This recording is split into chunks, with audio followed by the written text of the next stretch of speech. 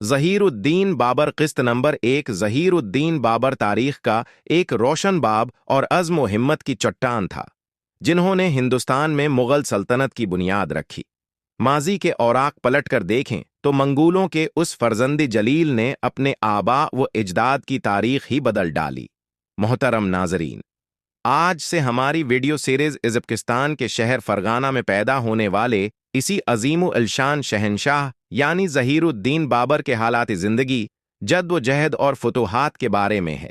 ये वही शहनशाह ज़ी वक़ार था जिसके बुज़ुर्गों ने जब्र व सितम की लातेदाद फसलें बोएं, मगर उन्होंने अपने हुस्न सलूक और एली ज़र्फ़ी से मुतलक इलीनान शहनशाहियत के मानी ही बदल डाले। बाबर वो हुक्मरां था जिसने अपने दुश्मनों से शमशीर व सुना के लहजे में वो गुफ्तगू की जो तारीख़ इंसानी कभी फरामोश नहीं कर पाएगी।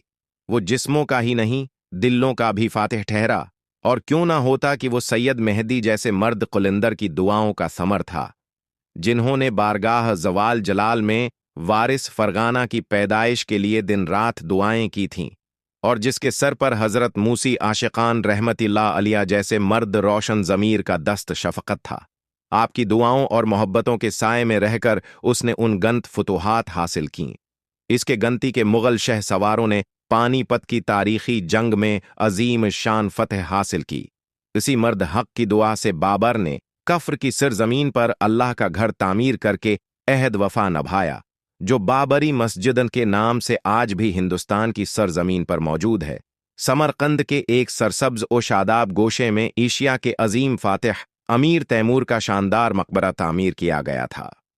साहबकरा का मदफन सुनाई और दलकशी का बेहतरीन नमूना था, मगर देखने वालों को वहां एक नाकाबिल बयान वीरानी महसूस होती थी। अगरचा अमीर तैमूर के मकबरे में सैकड़ों फानूस रोशन किए जाते थे, लेकिन फिर भी समरकंद के बाशिंदों को एक अजीब सी तारीकी का एहसास होता था। तैमूर का हकमरां पूता अबू सईद मिर्ज़ा चाहता था कि मकबूजा इलाकों के तमाम लोग साहब करान के मकबरे पर एक अकीदत खास के साथ हाजिर हुआ करें।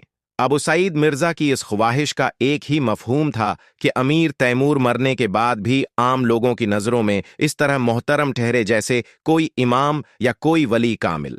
इस सिलसिले में अबू सईद मिर्ज़ा ने हुक्म भी जारी किया था कि समरकंद और गर्द व नवाह के लोग हिफ्ते में एक दिन साहबकरां के मकबरे की ज़ियारत के लिए जमा हुआ करें, मगर मकामी आबादी ने उस हुक्म का कोई ख़ास तासर कबूल नहीं किया था। बस सरकारी मुलाजमीन ही अपने हकमरान की खुशनूदी के लिए झुके हुए सरों के साथ अमीर तैमूर के मकबरे पर हाजिर हो जाया करते थे। जब अबू सईद मिर्ज़ा समरकंद की राया को मजबूर न कर सका तो उसके एक मुसाहिब हिसाम बेग ने नई चाल चलते हुए कहा, रियाया के जिस्म आपके ताबा हैं, मगर दिल व दिमाग पर शेख अहमद गियास की हकमरानी है। शेख अहमद गियास के वालिद एक बहुत बड़े जागीरदार थे।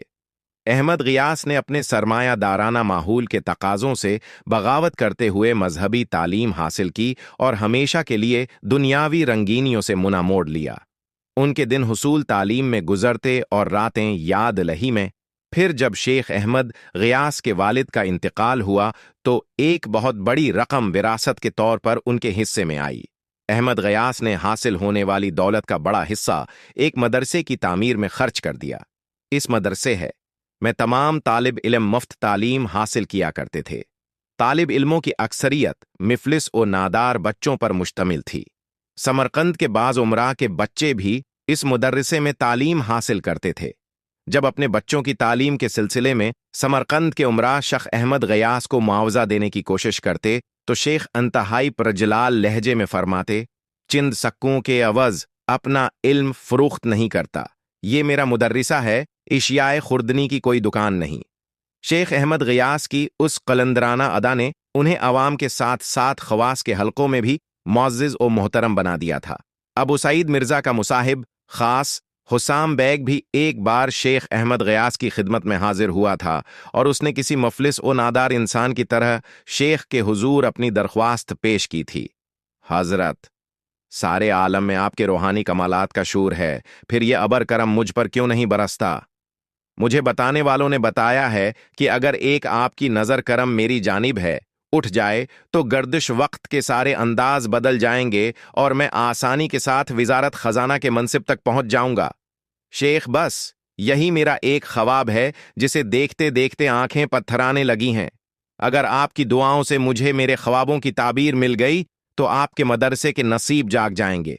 मैं उस नापख्ता इमारत को नया अंदाज़े तामीर देकर मोहल्लात शाही के मुकाबिल खड़ा कर दूंगा। अभी हसाम बेग के उन दिल आज़ार जमलों की गूंज बाकी थी कि शेख अहमद गयास पर हालत जलाल तारी हो गया। रब्बे बेनियाज की कसम, अगर अबू सईद मिर्जा मेरे रोबरो ये दावी करता तो फिर मैं उसे जवाब देता, तुझसे क्या करूं कि तू तो उसकी गलियों का खारिश ज़दा कोई किता है। फौरन इस जगह से उठ जा और अपने आका के तलवे चाट, यहां तक कि वक्त मालूम आ पहुंचे और फिर तुझे मालूम हो जाए कि तकदीर किसे कहते हैं। हुसाम बेग एक रियाकार और कमीना इंसान था। शेख अहमद गयास के मकतब से निकलकर उसने दिल ही दिल में कहा था कि वो समरकंद के इस फाका कुश दरवीश को मुआफ नहीं करेगा। आज वही हसाम बेग बड़ी अयारी के साथ अबू सईद मिर्जा को शेख अहमद गयास के खिलाफ भड़का रहा था। तो गलत कहता है हसाम बेग। अपने मुसाहिब खास की बात सुनकर अबू सईद मिर्जा ने इंतहाई तंदुतीज लहजे में कहा, तो ये क्यों भूलता है कि अहमद गयास के बाप दादा हमारे अरफा व एली खानदान के नमकखोर थे। फिर अहमद गयास अहल समरकंद के दिलों पर इस तरह हुकूमत कर सकता है? नहीं, हरगुज नहीं। ये कहते कहते जोश जज्बात से अबू सईद मिर्जा का चेहरा तमतमाने लगा था। अपनी शमशीर आबदार की किस्म, हमारे इक़्तिदार में कोई दूसरा शरीक नहीं हो सकता, वो कोई गोशा नशे दरवीश हो या कोई ताले आजमा सियासतदान। अहल समरकंद के जिस्मों पर ही नहीं, दिल और दिमाग पर भी हमारी ही हकमरानी है। अबू सईद मिर्जा के चेहरे पर नख़वत व गुरूर का गहरा रंग भर आया था। अबू सईद मिर्जा एक दुनियादार हकमरां था और हुमा वक्त अपनी सियासी फतूहात पर नाज़ां रहता था। उसने अपनी नौजवानी के ज़माने में कई जंगें लड़ें और हैरत अंगेज तौर पर फतह व नसरत से हमकनार हुआ। अपनी फितरी जहानत के सबब अबू सईद मिर्जा ने हुसूल इक़्तिदार का कोई मौके हाथ से जाने नहीं दिया। जैसे ही फजा साजगार हुई, अबू सईद मुर्ज अपने चचा जाद भाइयों मिर्जा शाह रख के बेटों के खिलाफ बुखारा में इल्म बगावत बुलंद किया और एक खून रेज मार्के के बाद इन पर गालिब आ गया। फिर 5 सहजरी में मोरूसी तख्त पर जलवा अफरोज हुआ। तकदीर कदम कदम पर उसका साथ दे रही थी। नतीजतन अबू सईद मिर्जा ने बहुत ही कम मुद्दत में मावराल नहर, बदख्शां, काबिल और गजनी को अपने जेर कर लिया। फिर पूरे तुर्कस्तान में उसका सिका व खतबा जारी हो गया और हिंदुस्तान के बाज़ इलाके भी उसकी सल्तनत में शामिल हो गए। इस वक्त सूरत हाल ये थी कि अबू सईद मिर्जा की फौजें इराक में दाखिल हो गई थीं और उसका इक़्तिदार का दायरा हिंदुस्तान में भी फैल गया था, वसीअतर होता जा रहा था। अलगरज उन्हीं पीहम फतूहात ने अमीर तैमूर के पूते को हद से ज्यादा मगरूर कर दिया था। जब उसके खुशामदी मुसाहिब हुसाम बेग ने एक बूरिया नशें दरवीश शेख अहमद गयास की हिक्मरानी का जिक्र किया तो अबू सईद मिर्जा मुश्ताइल हो गया। मगर अहमद गयास का इस मामले से क्या ताल्लुक है? अबू सईद मिर्जा ने कुछ सोचते हुए पूछा। वो बूरिया निशे फकीर बड़ी उसरत की जिंदगी बसर कर रहा है। हुसाम बेग ने बड़ी एहतियात और होशियारी से अपनी चाल चली।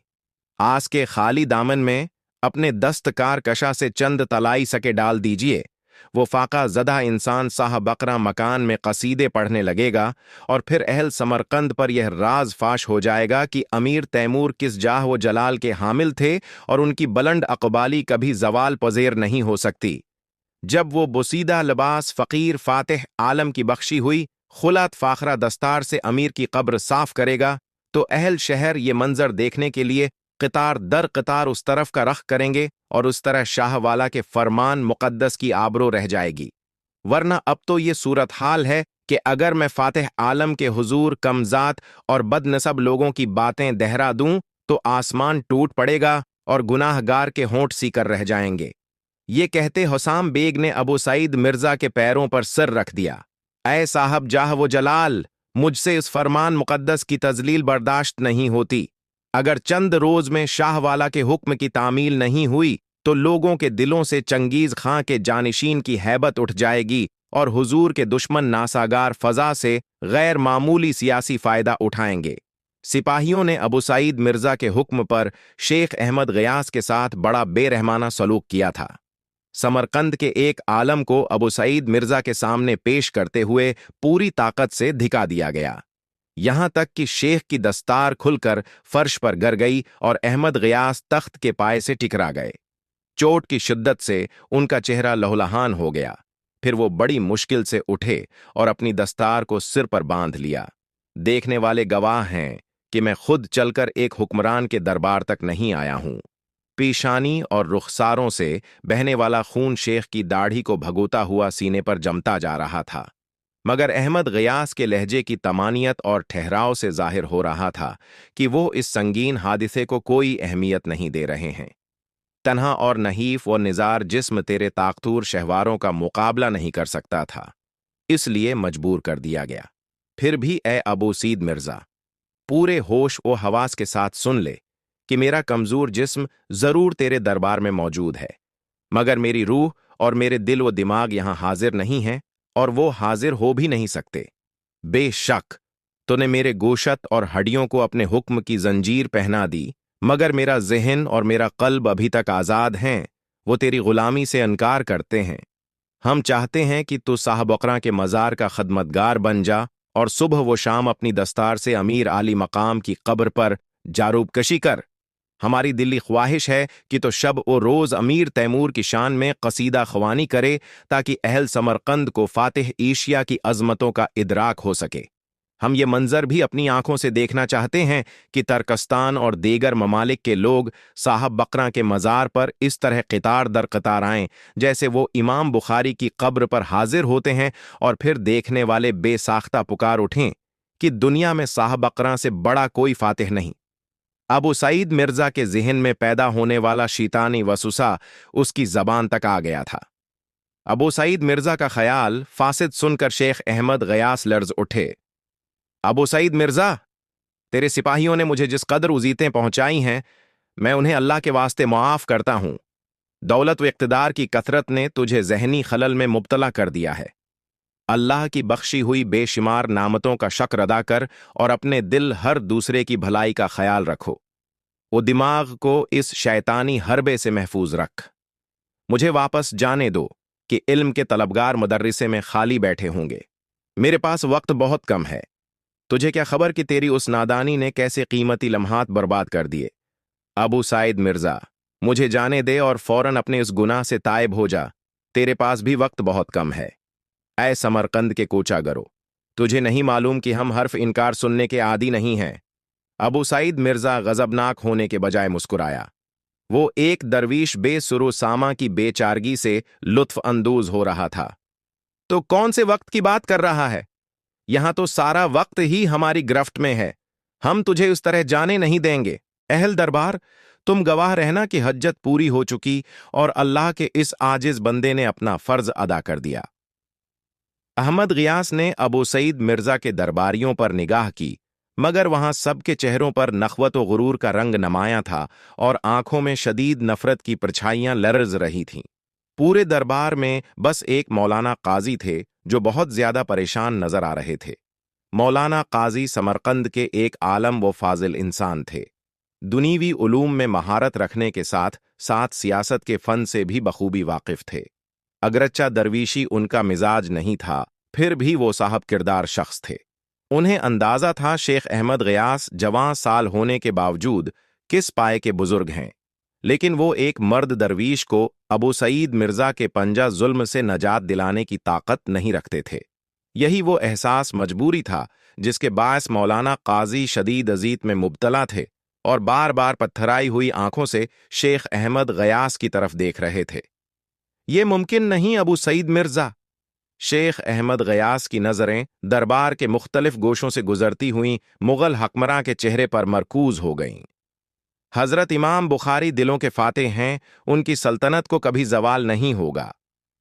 तेरे दादा ने अपने अहद इक़्तिदार में सिर्फ जबर व सितम की फसल बोई, अब तू चाहता है कि उसकी कब्र पर अनवार बारी ताली नुजूल हो।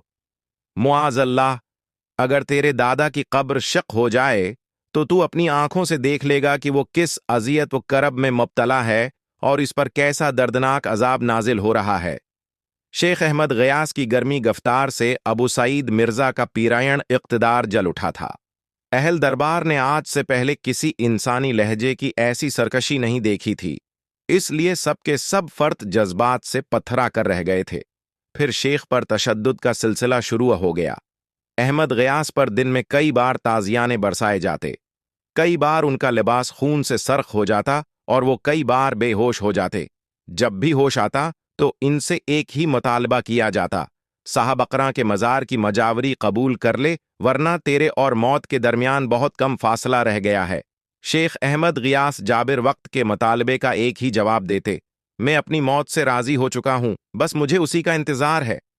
احمد غیاث نے 30 سال کی عمر میں صفیہ خاتون نام کی ایک انتہائی دیانتدار لڑکی سے شادی کی تھی۔ صفیہ غریب گھرانے سے تعلق رکھتی تھی۔ صفیہ کے ماں باپ اچانک ہو گئے تھے۔ طاعون کی خوفناک وبا میں مبتلا ہو کر لقمہ اجل بن چکے تھے۔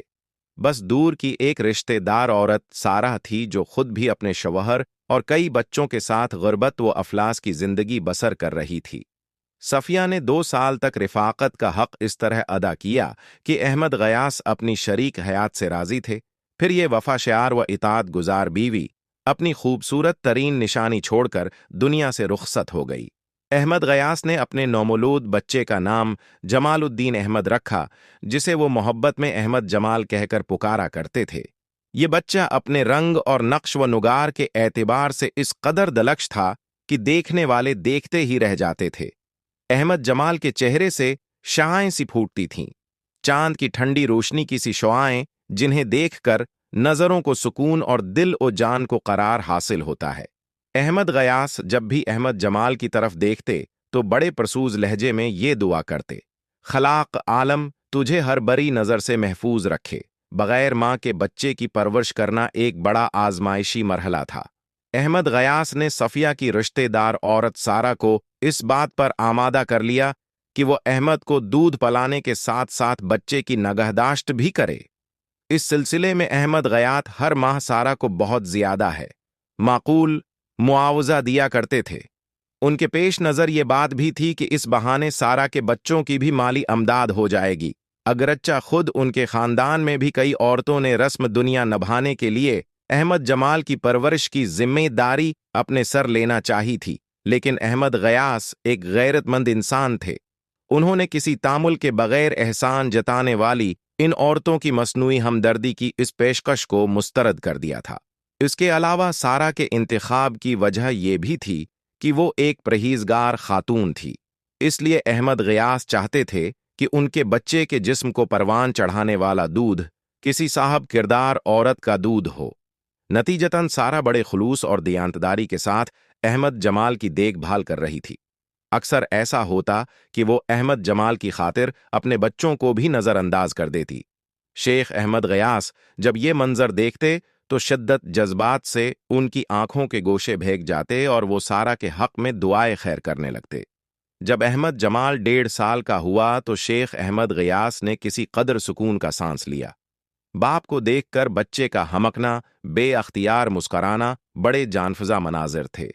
ایسے مواقع پر انہیں صفیہ بہت یاد آتی اور کچھ دیر کے لیے شیخ احمد غیاث کا روشن چہرہ بجھ کر رہ جاتا۔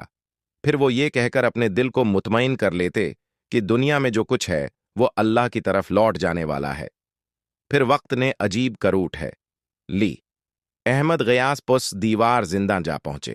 شیخ کو یقین ہو چلا تھا کہ ابو سعید مرزا ان کی جرات گفتار کو کبھی معاف نہیں کرے گا، مگر انہوں نے ایک لمحے کے لیے بھی یہ نہیں سوچا تھا کہ مغل حکمران درندگی کے آئین کو اپنے روز و شب کا معمول بنا لے گا۔ حسام بیگ احمد غیاث کے شیر خوار بچے کو گود میں لیے کھڑا تھا اور احمد جمال باپ کو دیکھ کر بار بار ہمک رہا تھا۔ شیخ نے بے قرار ہو کر اپنے دونوں ہاتھ پھیلا دیے، مگر دوسرے ہی لمحے ان کے چہرے پر اذیت و کرب کا دھواں پھیل گیا۔ باپ اور بیٹے کے درمیان آہنی سلاخیں حائل تھیں۔ احمد غیاث، تمہارے اس خوبصورت بیٹے کو قتل بھی کیا جا سکتا ہے۔ حسام بیگ بڑے صفاکانہ انداز میں مسکرایا۔ شیخ نے ان سپاہیوں کی طرف دیکھا جو اپنی شمشیریں بے نیام کئے حسام بیگ کے عقب میں کھڑے تھے۔ بس لمحوں کی بات تھی، احمد غیاث نے اپنے پگھلتے ہوئے اعصاب پر قابو پا لیا۔ اب وہ پھر ایک آہنی چٹان نظر آ رہے تھے۔ میری طرح میرا بیٹا بھی اللہ کی امانت ہے और अल्लाह उस पर कादिर है कि जिस तरह चाहे अपनी अमानत वापस ले ले। शेख की इस्तिकामत देखकर हुसाम बेग का मुकरुआ चेहरा जर्द पड़ गया। और ये भी मुमकिन है कि उसे यतीम हो जाए, बनाकर भिखारियों की सफ में खड़ा कर दिया जाए। अबू साइद मिर्जा के बेजमीर मुसाहिब ने नए जाविये से एक बाप की रूह पर निश्तरजनी की। अगर अहमद जमाल कभी यतीम हो गया तो जमीन पर क्या कयामत टूट पड़ेगी।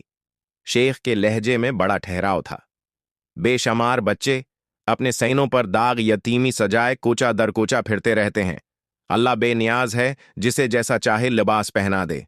बहुत खुद गरज और बेरहम बाप है। हुसाम बेग ने आखिरी नफसियाती जर्ब लगाने की कोशिश की। शेख ने उसके तंज का कोई जवाब नहीं दिया। जान पदर, इस वक्त अपने बाप की बातों का मफहूम नहीं समझ सकते, मगर आने वाला वक्त तुझे समझा देगा कि तेरा बाप खुद गरज और बेरहम नहीं था। ये कहकर अहमद गयास ने अपने दोनों हाथ सुलाखों से बाहर निकाल दिए और बेटे के गुलाब जैसे रुखसारों को छूने की कोशिश की। हुसाम बेग ने फिर उस दरंदगी का मुजाहिरा किया और तेजी से पीछे हट गया। बाप और बेटे के दरमियान फासला पहले से भी ज्यादा बढ़ गया। अहमद जमाल रोने लगा। शेख का दिल, जो बर्ग गल से भी ज्यादा नर्म व नाजिक था, इससे खून रसने लगा। अहमद गयास ने नम आलूद आंखों से बेटे की तरफ देखा।